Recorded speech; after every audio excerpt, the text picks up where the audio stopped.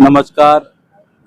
आज खरं तर आमच्या या तलोजा पोलीस स्टेशनचे सन्माननीय प्रवीण भगत साहेब, त्याचबरोबर त्यांचे अधिकारी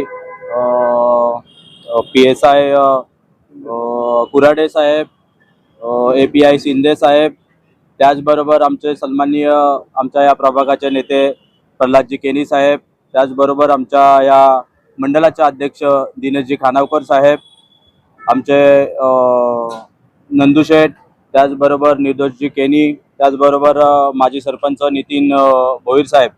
आज आम्ही बऱ्याच दिवसापासून आमचा हा प्रयत्न चालू आहे. आज तुम्ही पाहिलं तर बऱ्यापैकी या आपल्या पूर्ण प्रभागामध्ये नव्हे तर पूर्ण तलोजा MIDC असेल किंवा मग आपला जवळपास इथून ठाण्याच्या बाउंड्रीपर्यंत आपली या पोलीस स्टेशनची हद्द आहे.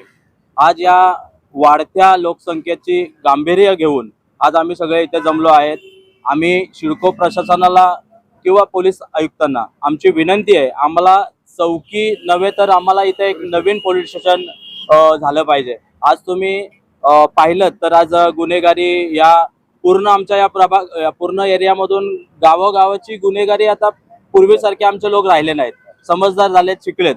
तर ही गुन्हेगारी आमच्या ग्रामीण भागातली पूर्ण संपून गेलेली आहे. आज तुम्ही पाहिलं तर रोजच या फेज टू फेज मधून तक्रारी आहेत.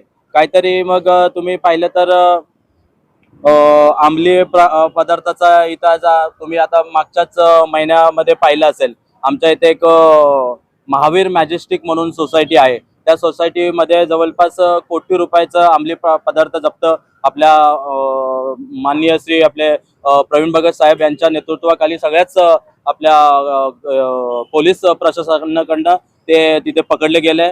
आणि असे अनेक प्रकार आज तुम्ही पाहता की तलोजा फेज टू आणि फेज 1 मध्ये आज बघितलं तर मागच्याच 1 वर्षापूर्वी आमचेच भूपेंद्र चव्हाण म्हणून आमचे एक भारतीय जनता पार्टीचे कार्यकर्ते, त्यांच्या बहिणीला गंभीर मारहाण झाली होती आणि त्या निमित्ताने अपेक्षा हॉस्पिटलमध्ये त्यांच्या बहिणीला आणि त्यांच्या बहिणीच्या मिस्टरांना गंभीर मारहाण झाली होती. आणि त्या दरम्यान आमचे सन्माननीय आमदार साहेब ती पाहणी करण्यासाठी ते तिथे त्यांना पाहण्यासाठी आले होते. आणि त्यावेळेस आमची चर्चा झाली होती की मी स्वतः आमदार साहेबांना बोललो होतो की साहेब, आज या वाढत्या लोकसंख्येचं हे पाहताच आपल्याला इथे एक नवीन पोलीस स्टेशनची गरज आहे.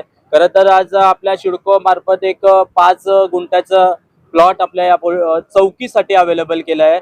पण त्याने आम्ही सगळेच नगरसेवक आणि इथले सर्व कार्यकर्ते आम्ही समाधानी नाही आहोत. आम्हाला जवळपास इथं एक 10 ते 12 गुंठाचा एक प्लॉट सिडकोने आम्हाला उपलब्ध करून दिला पाहिजे. आणि लवकरच तिथं एक आमचा नव्याने एक पोलीस स्टेशन तिथं तयार झाला पाहिजे आणि इथल्या या गुन्हेगारीवरती एक हे स्टॉप लागलं पाहिजे.